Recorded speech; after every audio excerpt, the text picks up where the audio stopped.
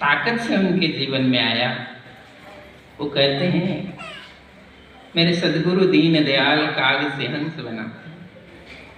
वही शब्द उसको काग से हंस बना।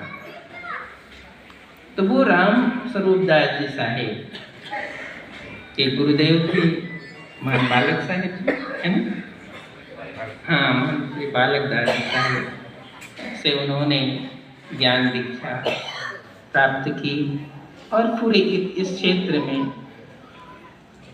वो साधन भजन करते थे और उनका जो आशीर्वाद, इसलिए हमारे यहाँ जो परंपरा है, आप ज्ञानी कितना ही हो, आप स्कूल में यूनिवर्सिटी बनकर कलेक्टर प्रोफेसर कुछ भी बन सकते हो और 60 साल बाद रिटायर हो जाओ। 60 साल बाद रिटायर हो जाओगे, उसके बाद तुम खाली हो। जितने तुमने यूनिवर्सिटी की पढ़ाई की वो 60 साल में खत्म हो गया। चाहे किसी पद पर तुम थे, रिटायर होकर गए। लेकिन साहेब की भक्ति के मार्ग पर जब कोई गुरु से शिक्षा प्राप्त करता है, वो कभी रिटायर नहीं होता। वो कभी रिटायर नहीं होता।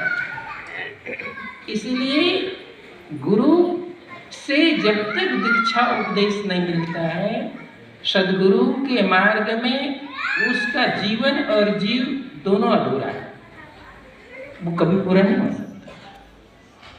तो इसलिए उसको गुरु के शरण में जाना ही पड़ता है। गुरु के शरण में जाने के बाद उनको जो गुरु से उपदेश प्राप्त होता है,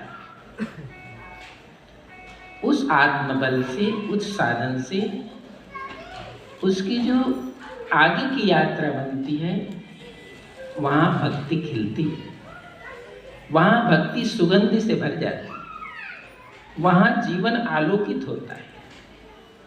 और यही चेतन दास जी साहेब अपने गुरु जी के साथ रहकर एक विशिष्ट ताकत उन्होंने प्राप्त किया। और उस ताकत को प्राप्त करने के बाद आप सबके बीच अपने जीवन के अंतिम समय तक वो उस प्रसाद को आपको बांटते रहे, उसी प्रसाद को बांटते रहे। चौका आरती के माध्यम से, गुरु पूजा के माध्यम से, सत्संग के माध्यम से, अनेक जो भक्ति का पथ है, रास्ता है, उससे आपको जोड़ कर रखा। और गुरु के पास रहने से बहुत चीजें स्वतः तिरोहित हो जाता है, समाप्त हो जाता है।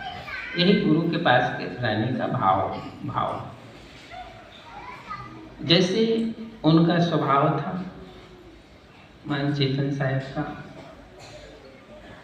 सदगुरु कबीर साहब की एक साखी है जिसमें संत के लक्षण है। एक साखी में संत के लक्षण, दया, गरीबी, बंदगी, समता, शील, करार, इतने लक्षण संत के कहाँ कबीर विचार। साहब ने ये संत के लक्षण बताए, दया, गरीबी, बंदगी। ये तीन जो चीजें हैं, दया, गरीबी, बंदगी,